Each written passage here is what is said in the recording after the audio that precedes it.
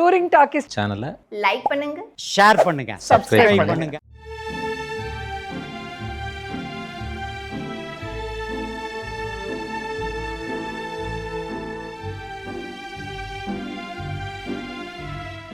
மறந்துடாதீங்க, பண்ணுவீங்க. Touring talkies ரசிகர்களுக்கு வணக்கம். வாங்க லென்ஸ் நிகழ்ச்சிக்கு போகலாம்.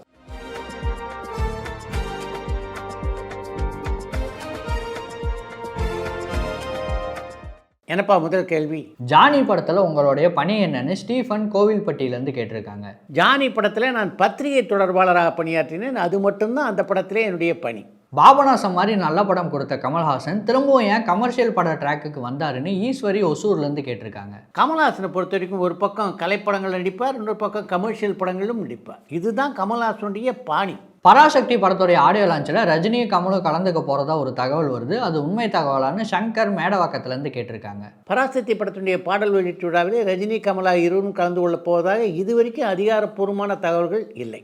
ஆர்ஜே பாலாஜி நடிக்க இருந்த ஹாப்பி என்டிங் படம் டிராப் ஆயிடுச்சான்னு சங்கீதா திருவண்ணாமலையிலேருந்து கேட்டிருக்காங்க. ஆர்ஜே பாலாஜி இப்போ கருப்பு அப்படின்ற ஒரு படத்தை இயக்கி கொண்டிருக்கிறார் அப்படின்னு உங்களுக்கு நல்லா தெரியும். அந்த படம் இன்னும் வெளியாகலை. அந்த படம் வெளியானதுக்கு பின்னால் தான் அவர் நடிக்கின்ற எந்த படத்தினுடைய படப்பிடிப்பும் தொடங்க வாய்ப்பு இருக்குது. ஜனநாயகன் படத்துடைய ஆடியோ லான்ச்சில் விஜய் அரசியல் சார்ந்து எதுவும் பேசக்கூடாதுன்னு மலேசியா போலீஸ் சொல்லியிருக்கிறதா சில தகவல் வருது. இது உண்மை தகவலான்னு புதுச்சேரியிலேருந்து தமிழன் கேட்டிருக்காங்க. ஜனநாயகன் படத்தினுடைய பாடல் வெளியீட்டு விழாவிலும் விஜய் அரசியல் பேசக்கூடாது அப்படின்ற தடையை மட்டும் மலேசிய அரசாங்கம் விதிக்கலை. அந்த விழாவிலே கலந்து கொள்கிறார்களே அவங்க விஜயனுடைய தமிழக வெற்றி கழகத்தினுடைய குறியீடாக இருக்கின்ற வண்ணத்தில் உடைகள் அணிந்து கூட வரக்கூடாது அப்படின்னு பல கட்டுப்பாடுகளை விதித்திருக்கிறார்கள். ஜேசன் சஞ்சய் டைரக்ட் பண்ண சிக்மா படத்துடைய டீசர் பார்த்தேன். ஒரு நல்ல ஆக்ஷன் பட டைரக்டராக வர எல்லா தகுதியும் ஜேசன் சஞ்சய்க்கு இருக்கிறதா எனக்கு தோணுது. நீங்கள் என்ன நினைக்கிறீங்கன்னு சங்கர் மேடவாக்கத்துலேருந்து கேட்டிருக்காங்க. ஜேசன் சஞ்சயனுடைய இயக்கத்திலே உருவாகியுள்ள சிக்மா படத்தினுடைய டீசரை பார்க்கும்போது ஒரு நல்ல இயக்குனராக ஜேசன் சஞ்சய் ஏற்கனவே உருவாகி விட்டார் அப்படின்னு தான் தோணுது. ஜனநாயகன் படம் ஹிந்தியில் ரிலீஸ் ஆகிறதுல சில பிரச்சனைகள் இருக்கிறதா சொல்கிறாங்க. அப்போ அந்த படம் ஹிந்தியில் ரிலீஸ் ஆகாதான்னு பரத் வெண்ணந்தூர்லேருந்து கேட்டிருக்காங்க. ஜனநாயகன் படம் ஹிந்தியிலே வெளியாவதில் எந்த பிரச்சனையும் இல்லை. ஜனநாயகன் திரைப்படம் ஹிந்தியிலே வெளியாகிறது. 2024 தமிழ் சினிமா 3000 கோடி வசூல் பார்த்ததாகவும் இப்போ 2025 2600 கோடி தான் வசூல் பார்த்துருக்கிறதாகவும் ஒரு தகவல் இருக்குது. அப்படி பார்க்குறப்போ இந்த வருஷம் தமிழ் சினிமாவுக்கு ஒரு பின்னடைவுன்னே சொல்லலாமான்னு தேனியிலேருந்து அருண் கேட்டிருக்காங்க. 2025ஆம் ஆண்டை பொறுத்தவரையிலே அது தமிழ் சினிமாவுக்கு பின்னடைவு தான், அதில் எந்த சந்தேகம் இல்லை அப்படின்னு பல தயாரிப்பாளர்கள் மனம் திறந்து பேட்டி கொடுத்துருக்காங்க. பல திரையரங்கு உரிமையாளரும் விநியோகர்களும் கூட அதை பற்றி பேசியிருக்காங்க.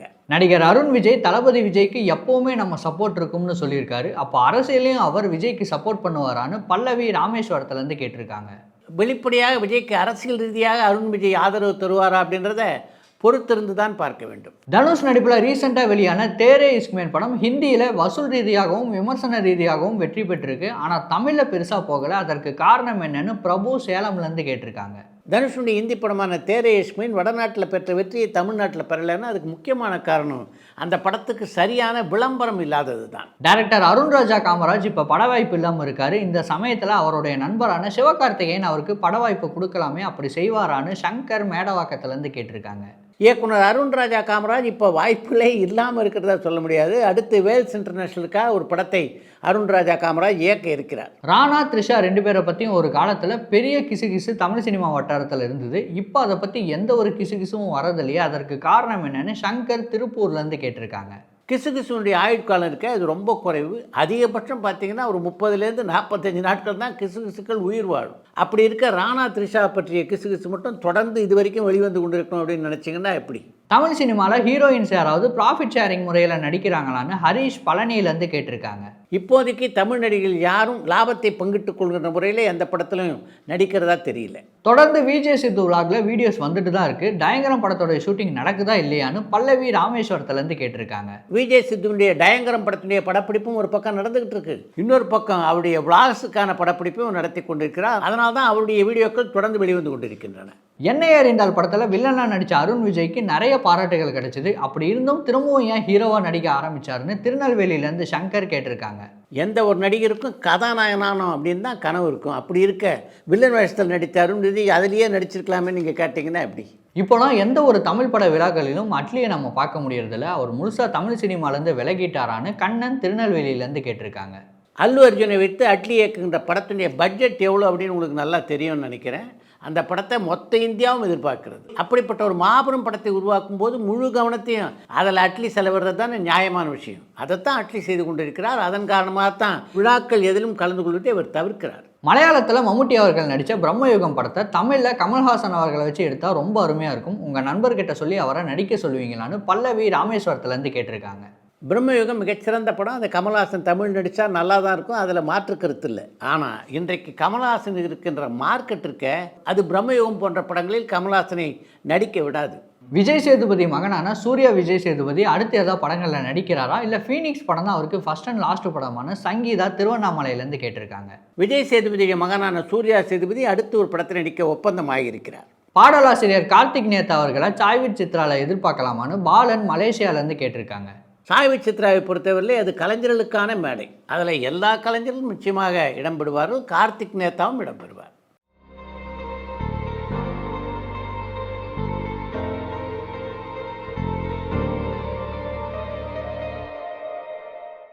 நடிகர் மணிகண்டன் அவர்களுக்கு இந்த வருஷம் ஒரே ஒரு படம் தான் ரிலீஸ் ஆச்சு. வளர்ந்து வர காலகட்டத்தில் இந்த மாதிரி வருஷத்துக்கு ஒரு படம் கொடுக்கறது அவருக்கு நல்லதான்னு பரமன் வேலூர்லேருந்து கேட்டிருக்காங்க. மணிகண்டனை பொறுத்தவரையிலே நீங்கள் குறிப்பிட்டிருப்பது சரியான விஷயம். பெரிய நடிகர்கள் வருஷத்துக்கு ஒரு படம் மட்டும் நடிக்கிறாங்கன்னா அதுக்கு காரணம் அவங்களுடைய பட்ஜெட் மிகப்பெரியது. அந்த நிலைமையில் வருஷத்துக்கு 2 படம் வந்தால் நிச்சயமாக தயாரிப்பாளர்களால் போட்ட முதல் எடுக்க முடியாது. அப்படின்றதுனால தான் வருஷத்துக்கு ஒரு படம் அவங்க நடிக்கிறாங்க. மணிகண்டன் போல வளர்ந்து வருகின்ற நடிகர்கள் வருஷத்துக்கு குறைந்தது 2 அல்லது 3 படங்கள் நடிக்கிறது தான் நல்லது. அடுத்து இன்று ஒரு தகவல்.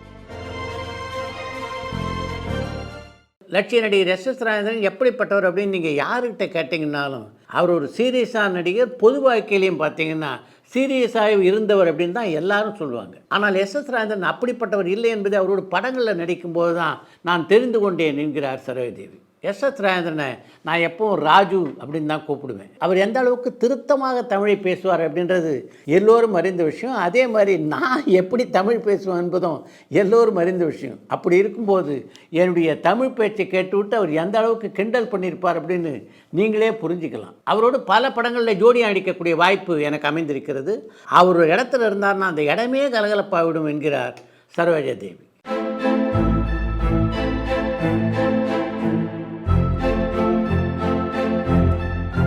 இத்துடன் இந்த இளம் சிகிச்சை நிறைய பெறுகிறது. மீண்டும் அடுத்த இளம் சிகிச்சையிலே சந்திப்போம்.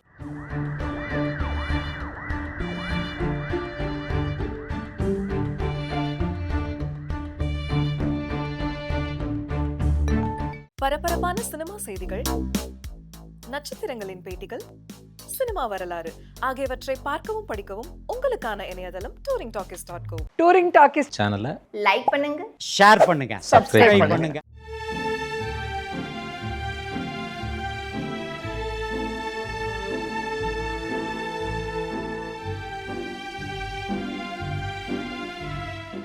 மறந்துடாதீங்க, பண்ணுவீங்க.